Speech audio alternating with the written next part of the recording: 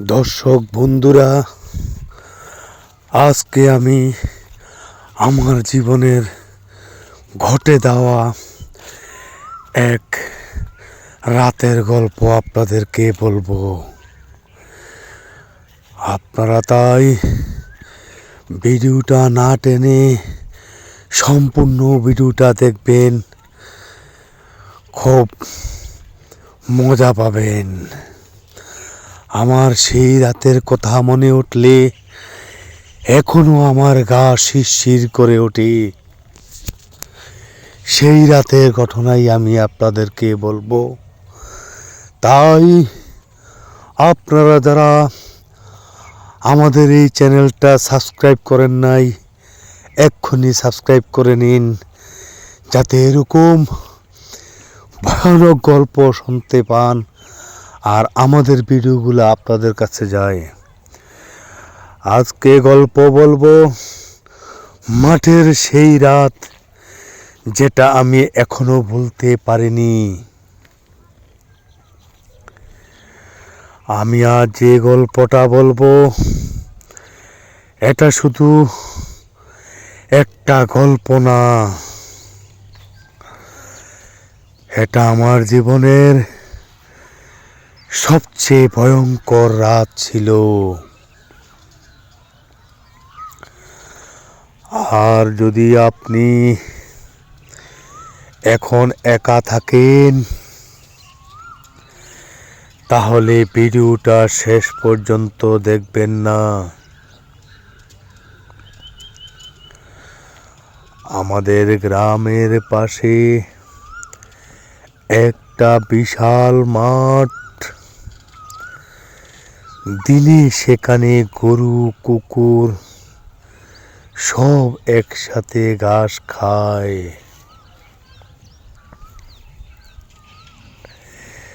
দেখতে খুব সুন্দর, কিন্তু মাগরিবের পর ওই মাঠ একদম বদলে যায়। লোকজন বলে ওই জায়গাটা ভালো না। এক বৃদ্ধ একদিন আমাকে বলেছিল ওখানে আগে কবর ছিল। আমি হেসে হেসে বলেছিলাম, এই যুগে এসব বিশ্বাস করেন নাকি আপনি? এখন হলো ডিজিটাল যুগ। একদিন আমি ভাবলাম আজ রাতে গিয়ে ভিডিও করব, কারণ আমি একজন ছোটখাটো কন্টেন্ট ক্রিয়েটর।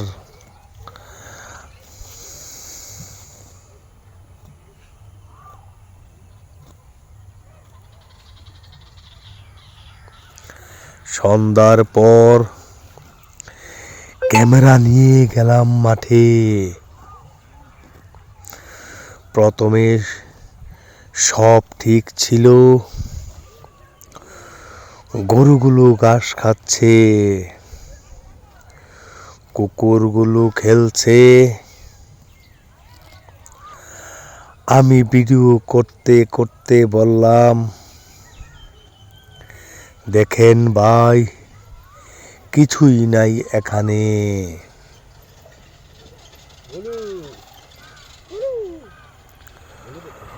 অস্বাভাবিকতা শুরু। হঠাৎ সব শব্দ বন্ধ হয়ে গেল।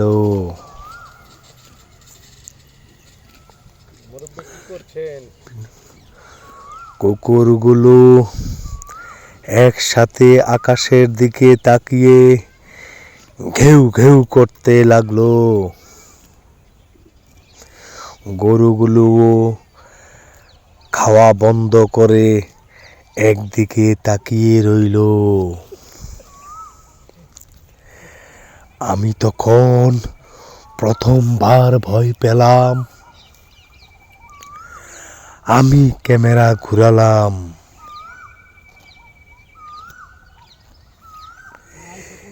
কিছুই নেই।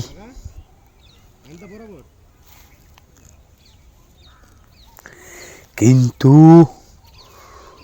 মনে হচ্ছিল কেউ আমার পিছনে দাঁড়িয়ে আছে। তখন আমার গা শিরশির করতে লাগলো, আমার লোমগুলো দাঁড়িয়ে গেল। আমি তখন ভয়ে নিস্তব্ধ হয়ে গেলাম। মনে হচ্ছে এই বুঝি আমি শেষ।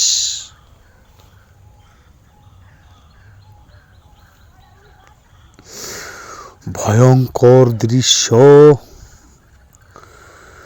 দূরে একটা সাদা কিছু লড়ছিল। আমি ঝুম করলাম ক্যামেরাটা।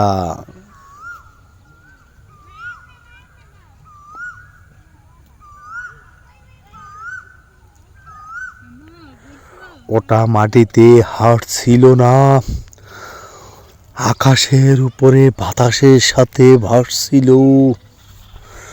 আমার হাত কাঁপতে লাগলো। হঠাৎ আমার কানের কাছে ঠান্ডা বাতাস বইতে শুরু করলো। তখন আমি ভয়ে আরো নিস্তব্ধ হয়ে গেলাম।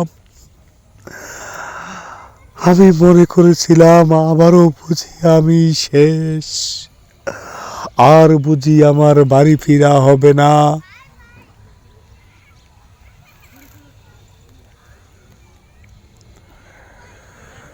তখন একটা কণ্ঠ, তুই এখানে কেন? আমি আবারও অবাক হয়ে গেলাম। আমি কেন ওই বৃদ্ধ লোকের কথাটা বিশ্বাস করলাম না?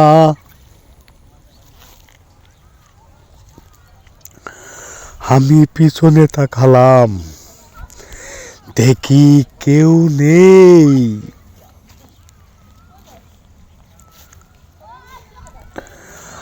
আমি তখন আতঙ্কে দৌড়াতে শুরু করলাম।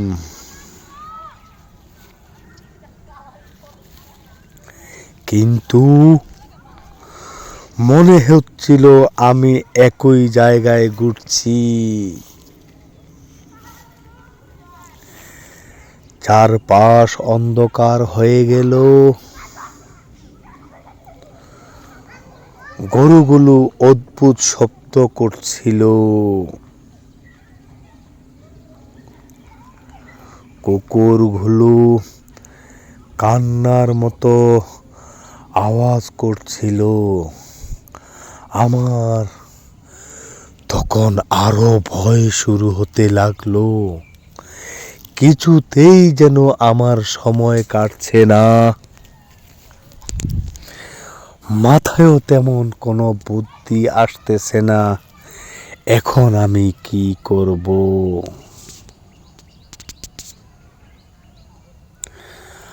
আমি চিৎকার করতে চাইলাম, কিন্তু গলা দিয়ে শব্দ বের হচ্ছে না। মনে হচ্ছে আমার গলার ভিতরে কেউ চেপে ধরে আছে। হঠাৎ আমি পড়ে গেলাম। সব অন্ধকার। আমি চোখ খুললাম অনেকক্ষণ পর। আমি আর মাঠে নেই। চারপাশে কবর আর কবর। পুরনো ভাঙা, কেউ যেন হাঁটছে।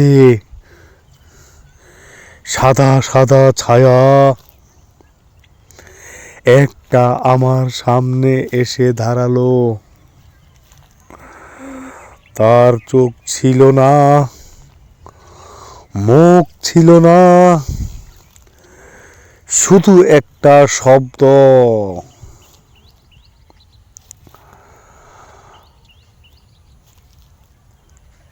শব্দটা বলছে আবার আসবি এখানে আর।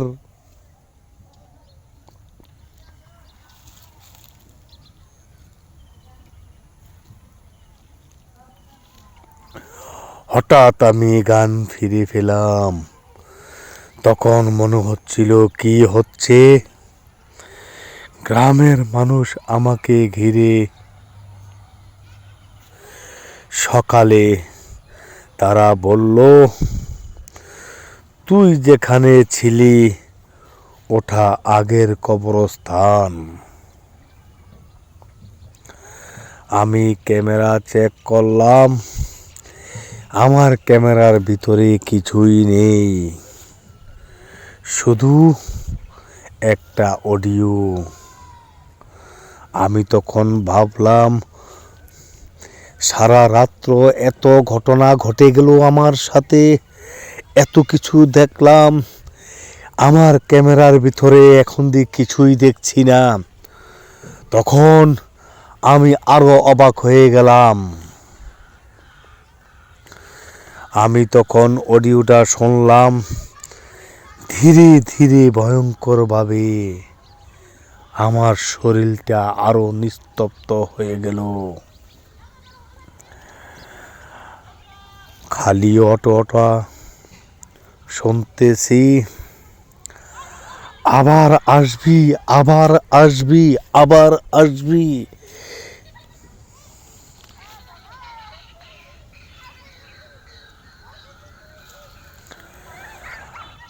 আজ পর্যন্ত আমি ওই মাঠে আর যাইনি।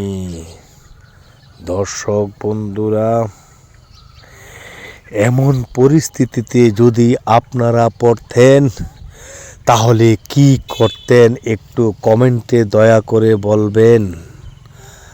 আর আপনাদের যদি জীবনে এমন কোনো ঘটনা থাকে আপনারা আমার কমেন্টে লিখে রাখুন, আমি আপনার নাম ঠিকানা দিয়ে সেই গল্পটা তুলে ধরব। তাই আপনারা সবাই আপনাদের মতামত কমেন্টের মাধ্যমে অবশ্যই অবশ্যই দিবেন।